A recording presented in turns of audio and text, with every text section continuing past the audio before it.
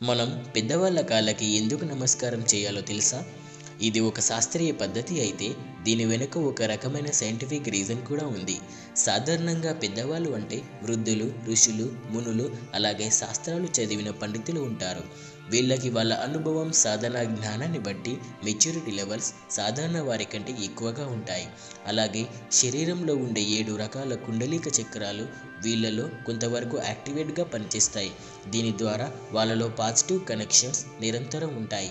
ఎలాగైతే గుండెకి మంచి రక్తం ఎడమ వైపుకి, చెడు రక్తం కుడివైపుకు ప్రవహిస్తుందో మనలో కూడా రెండు వైపులా పాజిటివ్ నెగిటివ్ ఎనర్జీలు ప్రవహిస్తాయి. అయితే మన మెదడు నుండి వచ్చే నరాలు మన అరికాలు అరిచేతుల వద్ద ముగుస్తాయి.